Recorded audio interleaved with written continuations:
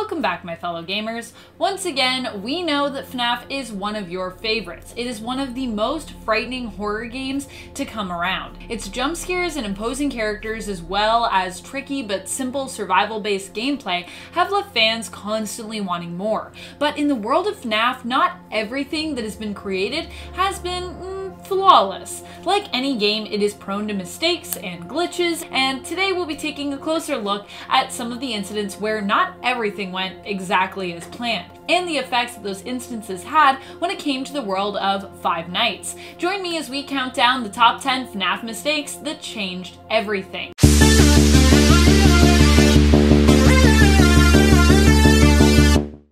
Number 10, Balloon Boy. FNAF has taken some flack for inconsistencies in the game, and while some can be attributed to story being the reason for variations in character depiction, or simply a trick of the light when it comes to some of the details, not all can be reasonably explained, or can have a case made in terms of them being intentional. The inconsistency of the color of Balloon Boy's buttons is one mistake that many fans think was not intentional, but simply something overlooked and not finalized. Balloon Boy's buttons originally appear white when he first appears in FNAF number 2, but later appear to change to black, even when you shine the flashlight on him. This has led people to theorize that there are actually two Balloon Boys simply because of this small overlooked inconsistency in his design. What do you think? Was this a mistake or was it intentional? Number 9. Where's Chica's Cupcake? While Chica has become known for her cupcake, which she's often pictured as taking around everywhere with her in the games, this has left many fans of the franchise wondering where it was in the first game. Now, in that game, Chica is still wearing her Let's Eat bib, but she doesn't really have any cupcake snack to come along with her. She's not holding that cupcake on a plate.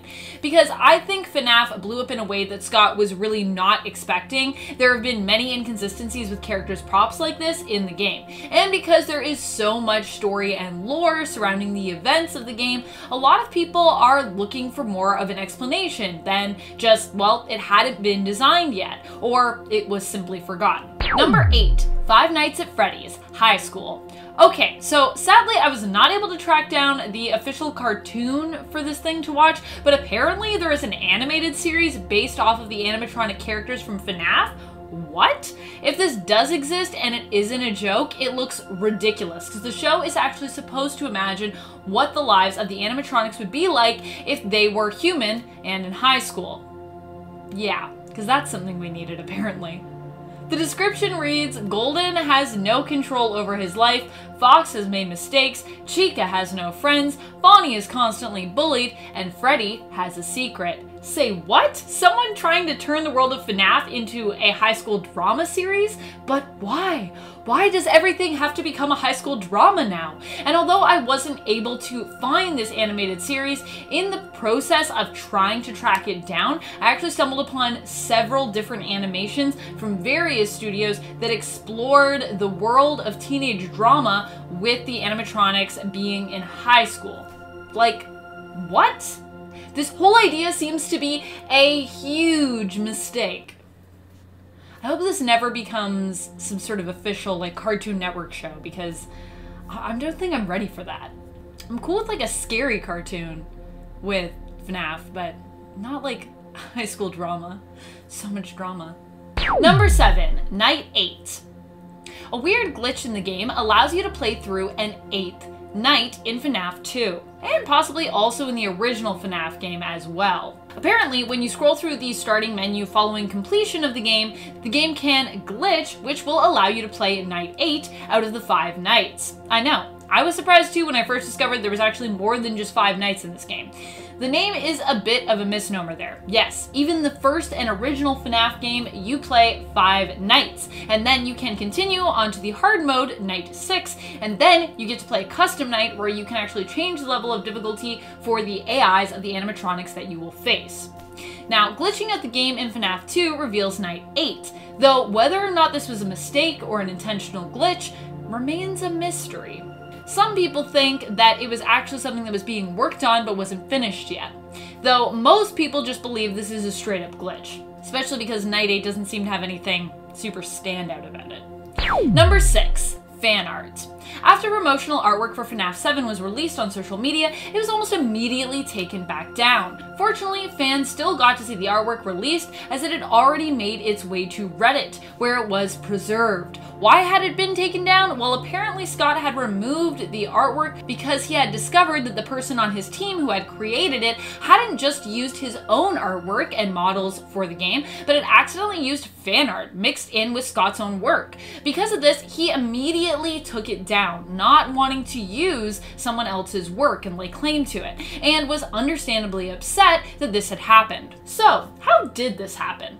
Well, apparently it was because the fan-made models that his team had found were actually so close to the original skins of the characters from the game that they thought they were actually Scott's own designs. Following this mistake, Scott actually commended those who had made the fan art for doing such amazing work and made it mistaken for his own.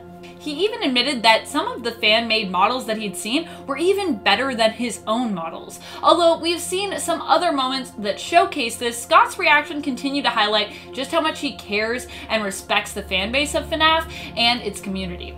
So although this was a mistake, it was still kind of like a really nice mistake. Definitely made people, I think, realize how much Scott cares about his fan base.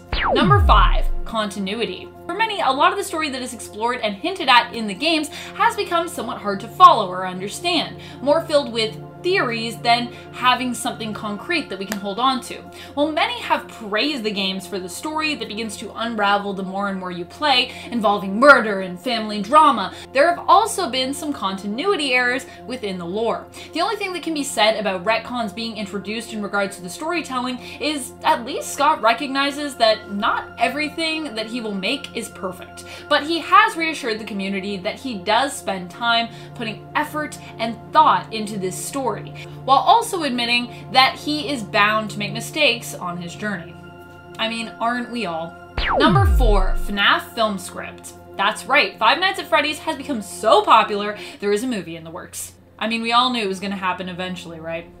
This movie was originally supposed to be produced by Warner Brothers, but then moved over to Blumhouse Entertainment when it came to the studio that was going to be taking care of it. Known for their hand in the creation of such horror films as Insidious, Paranormal Activity, The Purge, Split, and Get Out. This film has been in talks since 2015, and in 2018 a script was finally provided, one that Scott had actually worked on that both Jason Blum and the director for the film, Chris Columbus, had both apparently liked. I mean, obviously they liked it so much they approved it. Unfortunately, Scott scrapped the script following its approval. Taking to the forums, he updated the fans on the status of the film, sharing that he had liked the script, but that he actually got a better idea for it, and so he decided to scrap the original script. So instead of pre-production getting underway in 2018, it's likely that we'll have to wait at least another 2 to 3 years for this film, if we even end up getting one. As far as I know, we have yet to hear about anything but a new script being approved, so da-da-da. Number 3, jump scares and nightmares. While designing and developing the game Five Nights at Freddy's, the creator Scott Cawthon found himself startled by one of the animatronics in the game when he lowered his camera and its face popped up. The animatronic wasn't where it was supposed to be due to a game glitch, which startled Scott, and he was actually scared so bad he had nightmares. But this glitch would go on to be one that would pave the way for the feel of the games, as it actually inspired Scott and made him realize that he could actually have something very, very special on his hands when it came to FNAF. Boy, was he right, it took off. Without him experiencing this unexpected glitch and jump scare, who knows if the game would actually be the same. Sometimes mistakes shape us. Number 2, Five Nights at Freddy's World. When Five Nights at Freddy's World was originally released a month early, fans rushed to play it. For Scott, this had been an exciting project that he had been working on, which was different from most of his other games in terms of style. While most FNAF games are more survival horror, this was more of like an open world RPG. However, although loyal fans seemed to enjoy the game once it was released, eager to express their love for it, critics felt just the opposite about it. The reviews from critics were actually so poor that Cawthon felt the only way to deal with the criticism was simply to take it in. He removed the game from Steam and offered a refund to everyone who had played it, whether or not they enjoyed it. Then he set out to fix the game that he felt may have been a little too rushed, even for him. Scott Cawthon does have a thing with rushing his games. He just gets really excited and wants to get them out there pronto. Five Nights at Freddy's World was later re-released. After being patched up and because of his prior mistake in rushing development, Scott offered it for free to all who wanted to play. However, because of mistakes made super early on in the development process, Scott inevitably realized the game was kind of unfixable, and he was actually forced to scrap it and move on. This was a huge thing when it happened. Number 1, Chipper and Sons Lumber Co. Scott's inspiration for FNAF actually came out of one of his biggest failings. Before he became famous for creating Five Nights at Freddy's, indie game designer Scott Cawthon was someone who constantly found himself criticized for rushing through his game development. And it was this kind of criticism that he faced from video game critic Jim Sterling, surrounding a trailer for one of his games, Chipper and Sons Lumber Co. Jim made fun of the game, using his review to spin a far-fetched narrative for the game involving a post-apocalyptic world where humans had been replaced by robots. Now, Scott decided to embrace this criticism and actually set out to build a game based on the outlandish narrative Jim thought he was posing, which would later become the first Five Nights at Freddy's. So without that mistake, or without him failing initially, we wouldn't even have FNAF today. And in fact, it was his approach to fast development that helped in building the franchise, as fans have enjoyed how Scott often manages to release new games ahead of their intended release dates. So while for some people that might be a downside, for a lot of the fans, they love that about the games. Thank you so much for watching. I hope you learned something new about FNAF, its ins and outs, little errors, and some of its development. How do you feel about glitches being used as scare tactics in games? Do you think some mistakes were made intentionally, or do you think some of these mistakes were just real mistakes? If you could add anything into your favorite FNAF title, what would it be? What else would you like to see pop up in the game in terms of mechanics, items, or characters? Let us know your thoughts in the comments below. And while you are on your way down there, be sure to give this video a thumbs up if you love Five Nights at Freddy's as much as we do. Until next time, this has been Top 10 Gaming, and I'm your host, Amanda McKnight, reminding you, as always, to keep on gaming on. Pew pew!